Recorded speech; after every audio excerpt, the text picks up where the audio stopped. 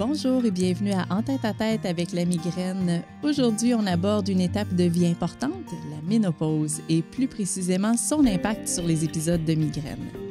Est-ce que les choses s'améliorent ou s'empirent à ce moment-là et comment les changements hormonaux vont influencer les crises? On en parlera. On parlera aussi de traitements, d'hormonothérapie, d'approches naturelles et d'autres changements qui accompagnent souvent cette période de vie. Pour en parler, je reçois Dr. Élisabeth Leroux, neurologue spécialisée en médecine des céphalées, qui va nous aider à mieux comprendre ce que vivent les personnes concernées et surtout comment on peut bien s'y préparer. Bonjour, Dr. Leroux. Bonjour, merci de m'avoir invité pour parler de cet important sujet qui me touchera bientôt. J'ai moi-même 47 ans, alors je m'en vais par là, j'imagine. Avant de commencer, je voulais faire un petit point. D'abord, 2 points. Le premier, c'est que je ne suis pas gynécologue et je ne suis pas du tout une spécialiste de la ménopause parce que vous allez voir qu'on va parler de certains points un peu controversés ou incertains. Et deuxièmement, eh bien, on parle de femmes, d'hommes, d'hormones. Et je tiens à souligner qu'ici, quand je vais utiliser les termes femmes et hommes, ça sera les femmes et hommes de façon biologique, puisque les personnes qui sont trans, qui reçoivent par exemple des traitements transaffirmatifs hormonaux, eh bien, c'est une situation un peu à part qu'il faut traiter séparément. Alors voilà, je tenais à éclaircir ce point avant de commencer. Merci beaucoup pour ces éclaircissements. Alors, premièrement, comment la ménopause peut avoir un impact sur la migraine? Alors, avant de déterminer l'impact, il faut définir le terme ménopause. Une chose qui a l'air assez consensuelle, c'est qu'on parle de ménopause lorsqu'une femme n'aura pas eu de cycle menstruel pendant 1 année. Okay? Ça, c'est la définition d'une ménopause complétée. Déjà, il y a des enjeux, parce que c'est possible que la femme n'ait plus d'utérus, donc elle ne sait pas si elle a des segments ou pas, ou qu'elle a eu l'endomètre enlevé. Donc, il y a des situations où ça devient difficile de déterminer ça. Après, on a toute la notion de la périménopause. Alors ça, c'est très mal défini. Auparavant, on disait, périménopause, c'est l'année avant la ménopause, puis c'est ça. Mais maintenant, il y a certaines personnes ou des chercheurs qui vont dire, non, c'est les 5 années avant. Il y en a même qui poussent jusqu'en disant les 10 années avant. Mais nous n'avons pas de grandes études qui étudient comment les cycles menstruels de la femme évoluent entre la puberté et la ménopause. OK? Donc, il y a beaucoup de recherches à faire. Alors, pour le moment, moi, je vais parler de ménopause comme, de périménopause comme les quelques années autour. OK? Donc, on va commencer par définir ça. Après, on a dit, OK, c'est quoi l'impact? Ça, c'est très clair. Là, il y a un consensus, on le sait. La ménopause, la périménopause est une période difficile pour la migraineuse. Durant cette période-là, les crises sont plus sévères, plus intenses. Il y a une plus grande prévalence de migraines chroniques, donc d'avoir des crises plus que 15 jours par mois. Et on attribue ça, pas de surprise, à l'instabilité hormonale. Alors, c'est une hypothèse très générale, mais on sait que le cerveau migraineux n'aime pas les changements, les variations, quelles qu'elles soient, donc que ce soit le sucre, la température, vos émotions, et probablement réagit en fait à cette situation d'instabilité hormonale. Puis, dans cette période de vie-là, de périménopause et ménopause, il se passe aussi souvent plein de choses. On est à la, disons, mi-trentaine. Mi-trentaine, vous poussez, là. Moi, dans ma tête, là, c'est 40, 45 plus, là, cette période-là. 40, 45. Donc, oui. Alors, si quelqu'un parle de périménopause à 35 ans, moi, ça m'apparaît très, très, très prématuré. Mais c'est là que je vous disais, on a une espèce de zone incertaine. Ça ne veut pas dire qu'il n'y a pas des changements dans les cycles. Mais qu'est-ce qu'on appelle quoi? Moi, je demande d'avoir un peu une définition plus claire parce que sinon, là, on ne sait pas de quoi on parle. OK, donc la périménopause, on est un petit peu plus tard dans la vie. Donc, on se l'âge moyen de la ménopause, c'est 48 à 52 ans. Okay. Donc, si vous enlevez quelques années là-dessus, ça vous emmène quand même début quarantaine ou mi-quarantaine. OK. Donc, dans cette période de vie-là, à ce moment-là, on peut aussi se poser la question de l'influence de d'autres facteurs parce que c'est à un âge où souvent on va avoir un emploi qui peut être demandant. Peut-être qu'on a d'autres responsabilités aussi. Est-ce que ça pourrait être une partie de l'explication des changements qu'on va voir aussi au niveau de la migraine? Eh bien, absolument. OK, donc c'est très intéressant pour moi d'un point de vue philosophico-neurologique. La médicalisation qu'on voit en ce moment de la ménopause, je pense que c'est sain de s'intéresser à un phénomène qui touche toutes les femmes. Mais maintenant, alors que il y a quelques années, on n'aurait pas aimé comme femme se faire dire qu'on est gouverné par nos hormones, hein? Eh bien maintenant, nos hormones nous gouvernent presque entièrement à partir de l'âge de 35 ans. Hein? Et donc, on espère évidemment qu'en ajustant les hormones, tout peut bien aller, mais prenons un peu de recul. Okay? Qu'est-ce qui se passe dans la quarantaine? Bien des choses. D'abord, le vieillissement naturel, qui soit non-genré, c'est-à-dire le vieillissement du corps humain, du cerveau humain. Il se passe des choses là-dedans.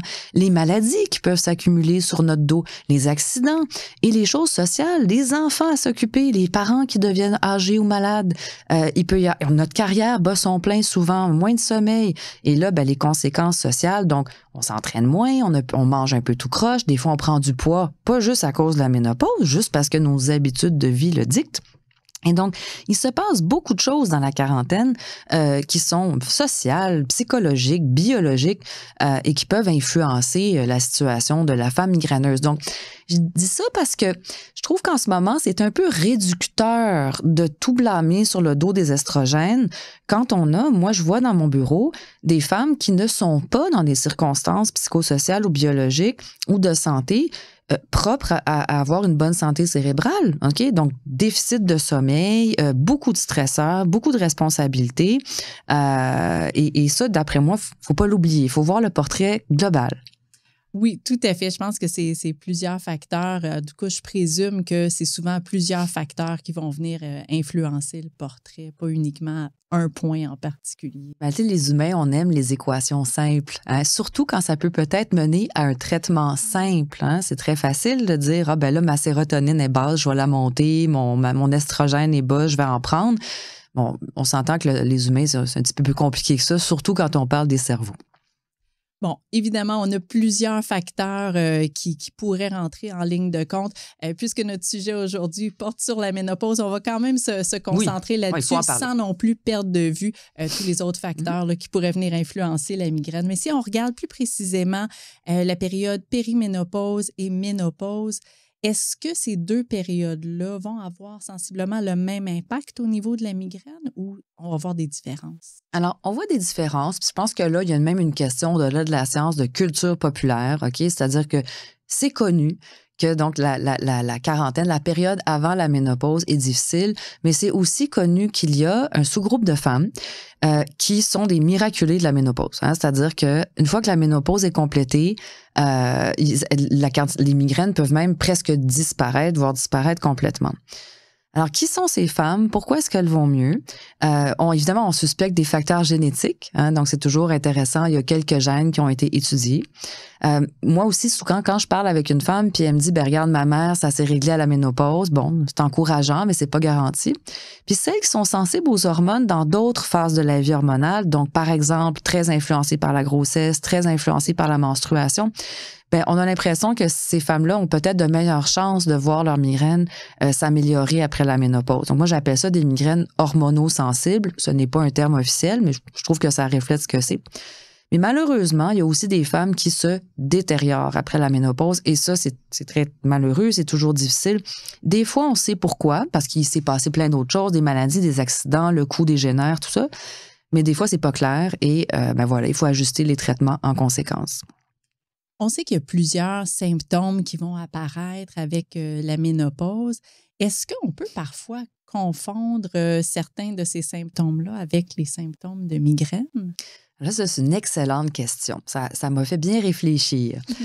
Alors, je regardais un peu, je vais regarder ça de façon un peu brute. Hein? Alors, les symptômes classiques de ménopause, là, c'était vraiment les bouffées de chaleur dans le vieux temps, là. Et la bouffée de chaleur n'est pas en général un symptôme de migraine. Okay? Donc, il y a des migraineuses qui vont dire que elles ont chaud-froid durant leur crise, mais c'est pas classique. La vraie bouffée de chaleur ménopausale, là, on voit pas ça. À l'inverse, la photophobie, la sonophobie, sensibilité son lumière, nausées, vomissements, c'est pas des symptômes de ménopause non plus. Puis même le mal de tête en soi, c'est pas un symptôme classique de ménopause. Alors, je vous dirais qu'il y a quand même des choses qui sont classiques des deux conditions, puis on est capable de les différencier. Puis la femme qui a des migraines durant sa ménopause, ben elle peut avoir ses migraines, puis on continue, on les observe. Là où ça devient plus compliqué puis plus intéressant, c'est les symptômes moins spécifiques. Quels sont-ils? La fatigue, le brain fog, le brouillard cérébral. Personne n'utilisait ce mot-là il y a une dizaine d'années et là, maintenant, tout le monde est affecté de brouillard cérébral. On peut avoir donc fatigue, brouillard, gain de poids, une autre affaire. Des fois, on se demande, bon, c'est-tu la ménopause, c'est-tu autre chose? Là, le migraine, pas le migraine, le ménopause belly fat, là, les gens en parlent beaucoup. Les étourdissements, est-ce que c'est des symptômes vestibulaires associés à la migraine chez la femme périménopausée?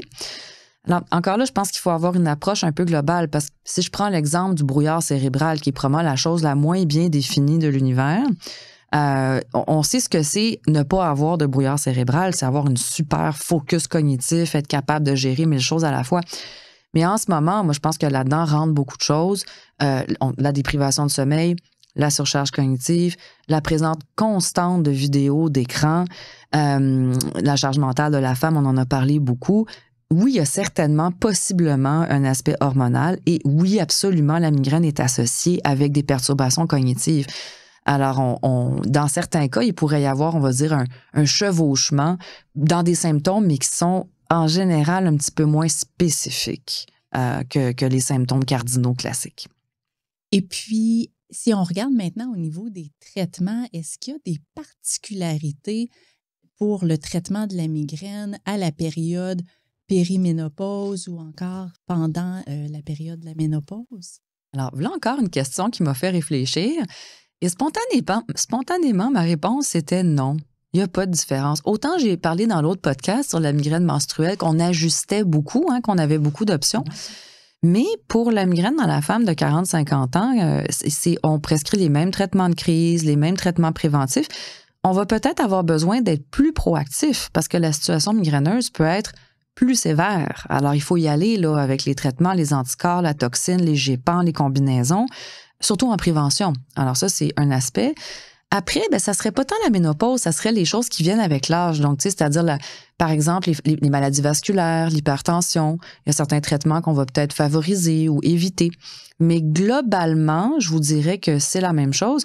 Puis, il y a pas quelque chose qui m'est sauté en pleine figure en disant « Ah oui, la femme de périménopause, là, faut pas que je lui prescrive ça ou faut que je lui prescrive ça. » On maintient notre approche globale. Donc, il n'y a pas de traitement qui serait déconseillé à cette période-là? Je peux en noter deux. Le premier, ça serait l'amitriptyline, donc les tricycliques. Pourquoi? Parce qu'ils sont associés avec un gain de poids. Je dis pas que c'est pas grave de prendre un peu de poids dans la vingtaine, trentaine, mais autour de la ménopause, ça devient souvent un sujet très sensible. Et l'autre chose, c'est qu'il y a une association avec l'amitriptyline et les troubles cognitifs au long terme, surtout à des hautes doses. Alors moi, c'est pas mon traitement préféré chez la personne qui approche la cinquantaine, parce que le cerveau, je suis désolée de vous l'apprendre, mais décline à partir de la trentaine. Okay? Ça, c'est la triste réalité. Et ensuite, on a aussi le venlafaxine, l'Effexor. On l'utilise pas tant pour la migraine, mais parfois, c'est un antidépresseur. Et ce qui est bizarre avec les antidépresseurs, c'est qu'ils peuvent être utilisés pour traiter les bouffées de chaleur, mais parfois peuvent en déclencher. Alors, c'est ça, je le garderai en tête aussi si je prescris ça. Mais ça serait les deux seuls détails. On prend une courte pause qui me permet de vous parler d'un service offert chez Migraine Québec, le programme d'autogestion de la migraine. Il s'agit en fait d'une formation unique au Québec qui se veut un complément essentiel à votre suivi médical. Dans la formation, on vous propose différentes stratégies pour reprendre le pouvoir sur la migraine. En tant que co-autrice du programme d'autogestion de la migraine, je peux vous assurer qu'on a choisi les informations les plus pertinentes pour vous et que tout a été démontré scientifiquement pour que ce soit bien efficace pour avoir une meilleure gestion de la migraine. Ce programme est offert 100% en ligne. Vous trouverez tous les détails au www.migrainequebec.org et profitez du code promo BALADO10. De retour maintenant à notre invité. Puis j'aimerais qu'on parle maintenant d'hormonothérapie. C'est quelque chose qu'on entend de plus en plus parler pour adresser différents symptômes en lien avec la ménopause et périménopause. Au niveau de la migraine, qu'est-ce qu'il y en a? Alors, l'hormonothérapie, qu'est-ce qu'on sait? Qu'est-ce qui est clair? L'hormonothérapie, d'abord, ça veut dire prendre des très faibles doses d'hormones, en général estrogène et progestérone, pour compenser, remplacer, on va dire, ce déficit relatif d'hormones chez une femme qui a passé toute sa vie avec des hauts niveaux, puis là, qu'il n'y en a plus. OK? Alors, c'est quelque chose qui est bien connu, notamment pour les bouffées de chaleur, ça fait aucun doute. Il y a eu beaucoup de controverses au niveau, est-ce que c'est risqué pour les maladies vasculaires? Bon, ça, je laisse ça aux experts, là, les risques et bénéfices de l'hormonothérapie. Mais question migraine, il est très, très clair que j'ai des patientes qui commencent l'hormonothérapie et c'est une catastrophe pour les migraines. Ça les débalance, OK? J'ai vu ça, je le vois, mais pas toutes. À l'inverse, j'en vois qui prennent l'hormonothérapie, par exemple, pour des bouffées de chaleur qui leur ruinent leur sommeil, et là, elles dorment mieux, et tout ce qui fait dormir une personne va améliorer ses migraines. Alors, on a différentes situations. On a aussi la situation de l'aura, ce phénomène visuel qui vient avec la migraine chez certaines personnes. Alors, l'hormonothérapie peut augmenter parfois ou même déclencher l'apparition d'aura chez des personnes même non migraineuses. Donc ça, c'est important de le savoir puis de l'évaluer médicalement. Mais sinon, ben c'est sûr qu'après ça, il y a encore une grande diversité. Est-ce qu'il y a d'autres approches comme des approches plus naturelles, des approches de médecine complémentaire qui pourraient être bénéfiques à cette période-là? Moi, je suis une grande fan des approches naturelles et complémentaires à tout âge, OK? Que ce soit enfant, je vois pas d'enfant, mais si j'en voyais, je le ferais encore plus. Adultes et même personnes âgées à tout âge, parce qu'on vit dans une société qui ne nous aide pas, nous, les migraineux. En fait, on n'est pas dans une société qui favorise la biologie humaine. Il y a beaucoup de pollution, on est sédentaire, on mange un petit peu trop, on est en déprivation de sommeil, il y a beaucoup d'études qui le démontrent. On est socialement isolé, donc ça, c'est un autre enjeu de santé publique de plus en plus important. Il y a des écrans partout, puis on est bombardé d'informations et d'incertitudes. Alors, c'est pas facile vivre en 2025. Alors, donc, c'est pour ça que moi, je prône, c'est pas très compliqué, c'est compliqué puis ça l'est pas, mais protéger son sommeil, valoriser son sommeil. On vit dans une communauté où est-ce que quand tu dis là, que tu t'es couché à 4 heures du matin parce que tu as travaillé ou tu as fait des demandes de financement ou que toi, tu peux dormir 5 heures par nuit, là, c'est tout le monde rêve de dormir 5 heures par nuit. On devrait s'éloigner de ça. L'activité physique, c'est la meilleure façon de traiter, de prévenir bien des maladies, y compris l'Alzheimer, le cancer, name it. Donc, je l'encourage de façon adaptée. Fait que je fais ça chez tout le monde. La gestion du stress, la gestion du temps, la socialisation. Des fois, on devient un peu isolé quand on arrive dans certaines tranches d'âge. Donc, des choses qui apparaissent simples, mais ne le sont pas, puis sont vraiment... il faut porter attention à ces choses-là. Puis moi, j'essaie de le faire dans mon bureau. Puis, quel conseil vous donneriez à une personne qui vit avec la migraine et qui approche de l'âge de la périménopause ou de la ménopause? Qu'est-ce qu'on fait? Qu'est-ce qu'on fait? Bien, d'abord, on va dire, j'ai parlé tantôt de médicalisation de la ménopause. Bien, en fait, je pense que pour bien des femmes, la ménopause n'est pas une catastrophe. OK? C'est une transition, il y a des changements. Donc, on a appris ça, nous, les migraineux, qu'il ne faut pas catastrophiser. Il ne faut pas développer l'anxiété anticipatoire. Fait qu'on essaie de rester un peu cool. On observe, on fait notre calendrier, on optimise nos traitements. Puis si ça va pas bien, ben on traite. On traite les crises, on traite la prévention, on réévalue nos habitudes de vie. Donc, rien de ça n'est bien différent. Là où ça devient plus intéressant, mais peut-être controversé, puis je voulais parler de ça avec vous, c'était la question, parce que je fais maintenant ce petit speech dans ma clinique de façon récurrente. C'est la question des cliniques de ménopause. Et donc là, je vais essayer de donner un avis balancé parce c'est vraiment controversé. Depuis le documentaire de Véronique Cloutier là, sur les hormones bioidentiques, je pense que le gros plus de ce documentaire, c'est d'avoir attiré l'attention sur une situation importante pour les femmes. Maintenant, les cliniques de ménopause ne sont pas en accord avec ce que j'appellerais, moi, les gynécologues académiques, les gens que je connais, moi, par exemple, au CHUM ou aux États-Unis. Et là où le bas blesse, c'est que ces cliniques-là offrent ou font la promotion d'une approche dite personnalisée, basée sur beaucoup de dosages hormonaux. En gros, on dit, je vais te doser ça, puis s'il n'est pas correct, je vais te l'ajuster. OK? C'est tentant, ça paraît bien. Mais cette approche-là n'est pas scientifiquement démontrée. J'ai revérifié même ce matin sur ChatGPT, puis c'est bien marqué qu'il n'y a pas d'évidence soutenant ça. Et j'en parle régulièrement avec des gynécologues qui me disent, écoute, Elisabeth, les hormones de la femme périménopausée, elles varient d'heure en heure, alors que de les doser, ce n'est pas très utile. Ces dosages sont coûteux, OK? Donc, il y a un coût à ça. Mais ça ne veut pas dire que ça ne peut bénéficier à personne, parce que moi, j'entends des anecdotes de succès des cliniques de ménopause. Alors, quand les femmes veulent y aller, moi, je leur dis, écoute, tu y vas, prends ça avec un grain de sel, OK? Et puis, regarde un peu, est-ce que tu peux faire quelques essais simples? Puis, mais si tu vois que j'ai entendu des histoires de pression pour faire beaucoup de tests, beaucoup de visites, des références en naturopathie, j'ai rien contre la naturopathie, mais ça coûte très cher, des suppléments et tout. Tu te dis, mais quelle est la base scientifique de tout ça? En même temps, je voudrais pas non plus critiquer indûment des collègues qui veulent aider des femmes, qui offrent des services et qui ont, j'en suis certaine, un intérêt clinique et scientifique. Mais à ma connaissance, il n'y a pas de recherche qui se fait dans ces cliniques-là. Donc, je pense que la voie vers l'avant, c'est d'abord la communication, la recherche, évidemment, puis d'en parler des choses, puis de dire, il y a un gros besoin dans le système de santé, là, il va falloir l'adresser. Donc, moi, la prochaine étape, je pense que je vais aller essayer de me renseigner davantage sur ces approches-là. Donc, je voulais partager ça parce que, je le répète régulièrement dans mon bureau, puis toujours avec un certain malaise parce que je veux pas nuire à la femme en la stressant, je veux pas discréditer des collègues, mais je veux pas non plus endosser une pratique qui, dans certains cas, m'apparaît peut-être non scientifiquement démontrée et coûteuse. Alors, ça, c'est mon speech ménopause, je le partage avec vous. On a déjà regardé beaucoup d'aspects de cette période de vie. En terminant, est-ce qu'il y a un point qu'on n'a pas encore abordé ou un détail que vous aimeriez faire ressortir davantage? Bien, le point que j'aimerais faire ressortir, qui est un peu mon expérience clinique, là, c'est que je rencontre les patients et patientes, mais là, je vais parler des femmes, parce qu'on parle de cet aspect, dans la quarantaine.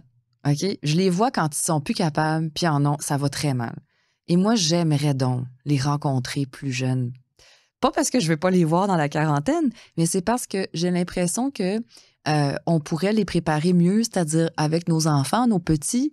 Combien d'enfants je vois qui sont sous-traités, combien d'adolescents, combien de jeunes femmes. Alors, j'ai l'impression que la ménopause ou la quarantaine, je vais dire ça comme ça, et la périménopause amènent les femmes dans les bureaux, mais peut-être ça serait bien de s'en occuper avant de la migraine. Donc, voilà, c'est ce qui me vient à l'esprit quand je rencontre les femmes qui viennent me voir dans ces années plus difficiles. C'est qu'il y a eu beaucoup de choses qui auraient peut-être pu être débutées avant, puis on travaille là-dessus avec vous, Migraine Québec, et puis tous les professionnels de la santé qui s'intéressent aux migraines. Bien, merci beaucoup, Dr. Leroux, d'avoir été des nôtres aujourd'hui. Et merci à vous d'avoir été à l'écoute de En tête à tête avec la migraine.